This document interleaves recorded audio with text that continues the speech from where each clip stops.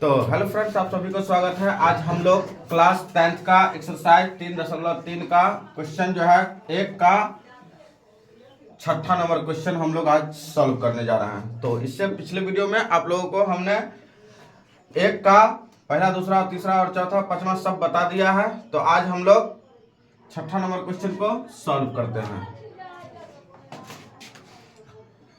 तो क्वेश्चन दिया हुआ है कि 3x/2 माइनस 5y/3 बराबर में -2 दिया हुआ है, और दूसरा समीकरण दिया हुआ है x/3 प्लस y/2 बराबर 13/6 दिया हुआ है। ये हमारा समीकरण जो है आपको ये बट्टा के रूप में है ना। इसको हम लोग सॉल्व कर लेते हैं। तो इस क्वेश्चन को हम लोग अगर सॉल्व करते हैं तो हमारा पहला समीकरण दिया हुआ 3x, तो 3x/2 माइनस 5y/3 बराबर में -2 दिया हुआ है। ठीक है, तो हम लोग इसको करेंगे क्या, इसको हम लोग दोनों को क्या करेंगे, एलसीएम करेंगे। ठीक है, एलसीएम करेंगे तो 2 और 3 का एलसीएम कितना होता है, 6 है ना। तो 6 हो गया।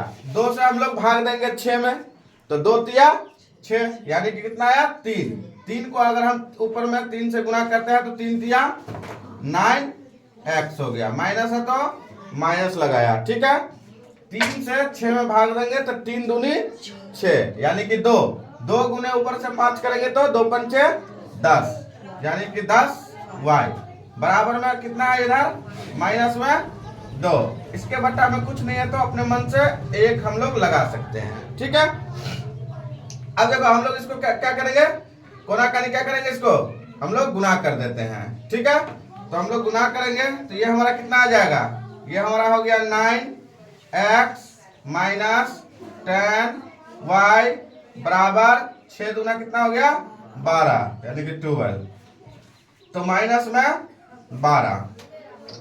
अब हम लोग ये देखते हैं कि इसमें कॉमन कुछ है, तो हमें नजर आता है कि इसमें कॉमन जो है ये कुछ भी नहीं है ना। तो हम लोग जब इसमें कॉमन नहीं है तो इधर से भी हम लोग कॉमन नहीं ले पाएंगे। ठीक है, तो ये हमारा हो गया क्या, समीकरण, इसको हम लोग फर्स्ट कर सकते हैं। ठीक है, फिर से हम लोग के पास अब जो है समीकरण दूसरा दिया हुआ है। दूसरा क्या दिया हुआ है, तो दूसरा है x/3 प्लस y/2 बराबर 13/6। इसका भी हम लोग एलसीएम करेंगे तो 3 दूना 6 एलसीएम आ जाएगा। ठीक है, 3 से हम लोग काटेंगे तो 3 दूनी 6, यानी कि 2x प्लस 2 तिया 6, यानी 3 गुने y, तो 3y बराबर में 13/6। 6 से ये 6 कैंसिल हो गया। ठीक है, तो हमारे पास क्या बच गया समीकरण, हमारा दूसरा जो समीकरण हो गया वो 2x यानी 2x प्लस 3y बराबर में 13, ये हमारा हो गया दूसरा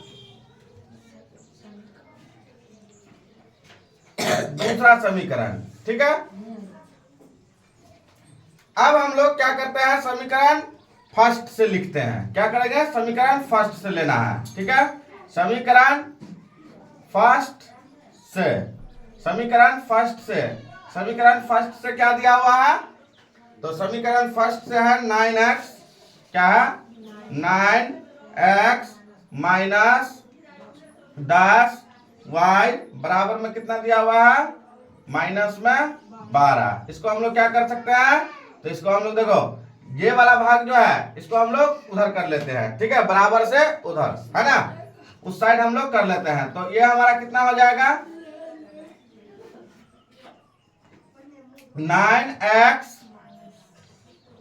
बराबर ये 10y उधर जाएगा तो प्लस में हो जाएगा, तो 10y प्लस में हो गया, और माइनस में इधर 12 है। ठीक है, उसके बाद हम लोग फिर से x बराबर 10y माइनस 12 बट्टे में कितना हो जाएगा, ये 9। इसको हम लोग समीकरण थर्ड मान के रख लेते हैं। ठीक है, समीकरण थर्ड मान के इसको रख लेना है। अब हम लोग क्या करेंगे, समीकरण सेकंड में थर्ड का मान रख देंगे। ठीक है, तो समीकरण सेकंड मेरा क्या है, तो समीकरण सेकंड में x का मान रखने पर या थर्ड का मान रखने पर, ठीक है, x का मान रखने पर तो क्या करेंगे, समीकरण थर्ड मेरा है 2x, समीकरण थर्ड मेरा क्या है, सेकंड क्या है मेरा 2x है ना, तो 2x प्लस 3y बराबर में कितना है 13। अब हम लोग इसमें मान किस में रखना है, x का वैल्यू रखना है, तो हम लोग ये 2 रखेंगे इस प्रकार से, है ना, और ये जो है देखो बट्टा में है तो इसको हम लोग क्या करेंगे कोष्ट में ऐसे ले लेंगे। ठीक है, तो 10y माइनस 12 अब बट्टे में 9। ठीक है, ये हमारा कोष्ट को हम लोग क्या करेंगे, कोष्ट को फिर से बंद कर दिया। अब यहाँ देखो प्लस है तो प्लस 3y है तो 3y, अब बराबर में कितना है 13, तो बराबर में हम लोग 13 ले लिए। ठीक है, अब हम लोग क्या करेंगे, देखो ये कटने वाला अगर होता है तो हम लोग क्या करते हैं इसको काट लेते हैं, है ना, अगर नहीं कटने वाला होता है तो हम लोग क्या करेंगे उसको गुना कर लेंगे।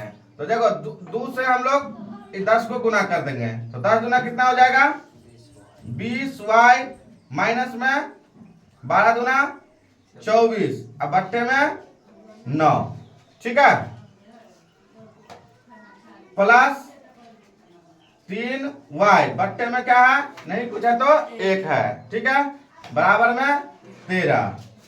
अब हम लोग क्या करेंगे, देखो ये दोनों को हम लोग एलसीएम कर लेंगे। ठीक है, ये दोनों को हम लोग एलसीएम कर लेंगे, तो 9 और 1 का एलसीएम कितना हो जाएगा 9, 20, 9 से 9 भाग देंगे तो 1 गुने इसको सबको गुना करेंगे तो कितना हो जाएगा ये 20y माइनस 24, है ना।